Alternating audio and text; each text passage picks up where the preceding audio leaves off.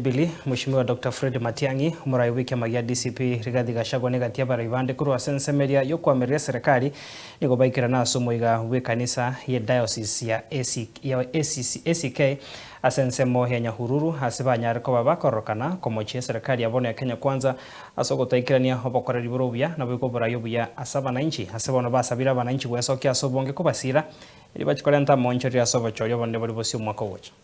Kwanza haya mambo ya kuajiliwa kwa walimu. Hawa viongozi wako hapo wa kisiasa wanaelewa. Sasa imekuwa mambo ya aibu eti walimu wanaandikwa kutoka kwa ofisi ya rais.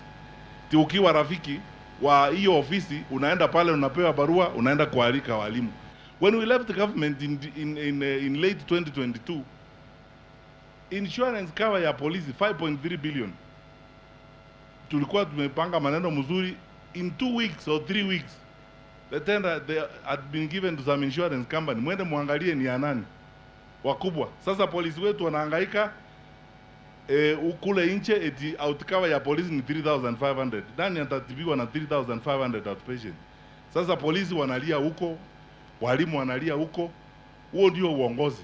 Alafu sasa wanasema sisi hawa wa upinzani sisi hatuna akili. Wale wako na akili ndio hiyo akili kubwa. Sema ati sisi ni wajinga, ati hatuna akili. To some extent tunaelewa ni kwa nini anasema hivyo, kwa sababu sisi tulijua aliua watoto Kiambaa kwa kanisa na akina mama, si ndio? Tulijua hakujua? Si tulijua? Lakini akakuja na Biblia akasema ameokoka, tukamwamini, ndio anasema hatuna akili. Akakuja akaambia sisi ate wheelbarrow inaweza fikisha sisi pale tunataka kwenda, tukakubali, ndio anasema hatuna nini? Akili. Mwaka ujao kura ikihesabiwa ndio utajua sisi tuko na akili. Pembe nyingi sana za nchi, wazazi na jamii wanalia, wanasema watoto Ruto alituambia anatafutia watoto wetu kazi inaitwa majuu.